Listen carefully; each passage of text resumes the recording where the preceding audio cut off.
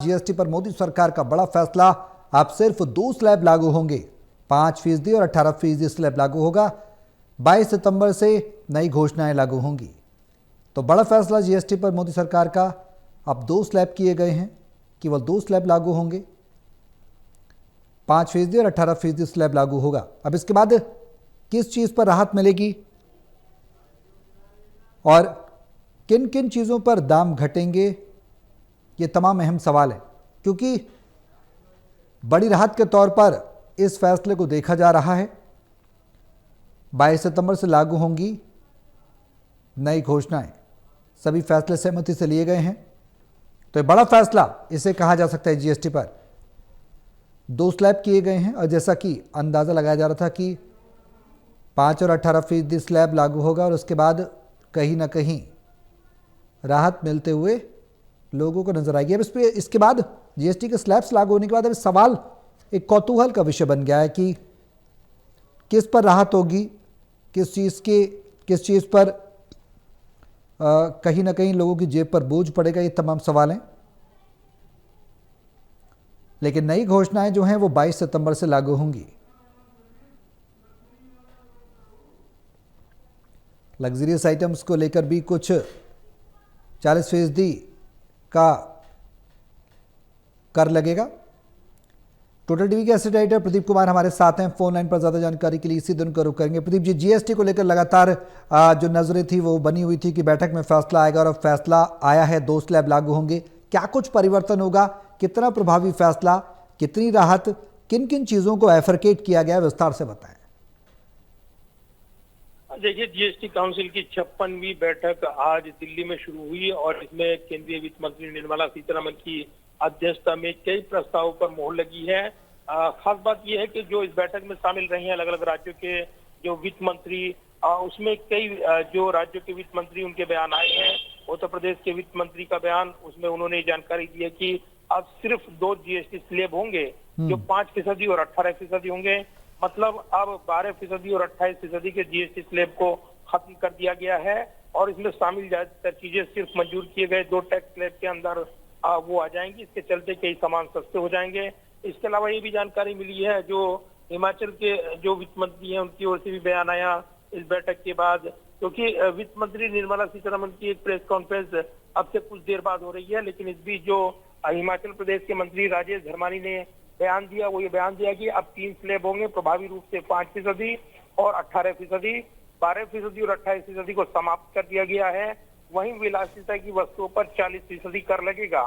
तो अभी इंतजार करना होगा कि केंद्रीय वित्त मंत्री निर्मला सीतारमण यहाँ पर क्या बयान देती हैं। लेकिन एक महत्वपूर्ण जीएसटी सुधार से जुड़ा हुआ जो पूरी प्रक्रिया थी और इसमें 56वीं जो ये बैठक थी उसमें जीएसटी परिषद की, इसमें करों को लेकर जो बदलाव हुआ है उसका औपचारिक ऐलान होना है और कई मायनों में महत्वपूर्ण, क्योंकि पिछले दिनों जब जीएसटी में सुधार को लेकर ये इशारा किया गया था प्रधानमंत्री मोदी की ओर से, उसमें जानकारी दी गई थी कि सरकार इसमें सुधार करेगी। और कहीं ना कहीं यही माना जा रहा है कि चूंकि जो अमेरिकी टैरिफ है उससे निपटने की खास तौर से रणनीति सरकार कर रही है और इसी चीज में जो दरों में कमी और जिससे प्रभावी तौर पर राहत मिले, वस्तुओं पर जो टैक्स कटाया गया है, ये कहीं ना कहीं जो जीएसटी रिफॉर्म्स जो बीते 15 अगस्त को प्रधानमंत्री मोदी ने जो लाल किले की प्राचीर से कहा था, तो उसके बाद ये पहली जीएसटी काउंसिल की बैठक थी और अगली पीढ़ी के जीएसटी सुधारों के तहत जीएसटी काउंसिल ने जो प्रस्ताव मंजूर किए हैं उसमें जीएसटी के मौजूदा 4 स्लैब को खत्म कर दिया गया है, ये जानकारी मिल रही है।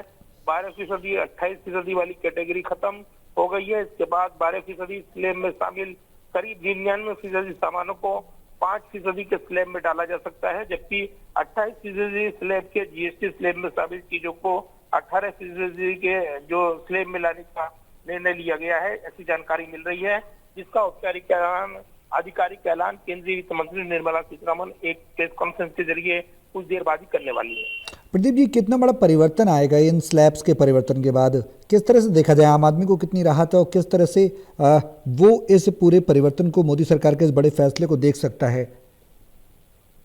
देखिए, बिल्कुल। और सौरभ, जिस तरीके से ये चर्चाएं रही हैं कि जीएसटी स्लैब में परिवर्तन हो, इसको लेकर विपक्ष की भी लंबे समय से ये आपत्ति रही है कि जीएसटी स्लैब में जो जरूरी परिवर्तन है, क्योंकि ये गलत तरीके से लागू किया गया, जल्दबाजी में लागू किया गया, इसके चलते व्यापारिक गतिविधियों और आम उपभोक्ता पर इसका सीधा असर पड़ा है और कहीं न कहीं व्यापारिक हितों को पर भी इसका प्रतिकूल प्रभाव कई स्लैब दरों को लेकर ये आपत्ति उठती रही है। तो ऐसे में अब इसमें सुधार से जुड़ी ये प्रक्रिया कहीं न कहीं उद्योग को रफ्तार देगी और दूसरा राहत देगी आम उपभोक्ता को भी, क्योंकि उनसे अब जो आवश्यक वस्तुएं उसके कर के दायरे से या तो कम हो जाएगा या फिर वो बाहर हो जाएंगी, तो कहीं न कहीं उनको भी राहत मिलेगी। और इस कड़ी में अगर देखें आप, जिस तरीके से हम देख रहे हैं कि जो नई कर व्यवस्था और जिस तरीके से जीएसटी में सुधार को लेकर लंबे समय से चर्चाएं होती रही हैं, इसका इशारा प्रधानमंत्री ने किया था कि जीएसटी में सुधार को लेकर सरकार कदम आगे बढ़ाएगी, क्योंकि अर्थव्यवस्था को गति देनी, रफ्तार देनी, दूसरी तरफ अमेरिकी टैरिफ से भी एक मुकाबला यहाँ पर इससे करना है। और कहीं न कहीं ये तमाम चीजें हैं जिसको लेकर अर्थव्यवस्था से जुड़े महत्वपूर्ण फैसले केंद्र सरकार लेती नजर आ रही है और इसीलिए ये जीएसटी काउंसिल की बैठक हुई और उसमें तमाम राज्यों के वित्त मंत्रियों के भी सुझाव लिए गए। उनके साथ सर्वसम्मति के बाद ये निर्णय लिए गए हैं। तो कहीं न कहीं राज्यों को भी राहत मिलेगी, क्योंकि उनका जीएसटी कर संग्रह वो लगातार ये कहते हैं कि उनको तय समय पर नहीं मिल पाता, जिससे योजनाएं जो है लंबित रह जाती हैं।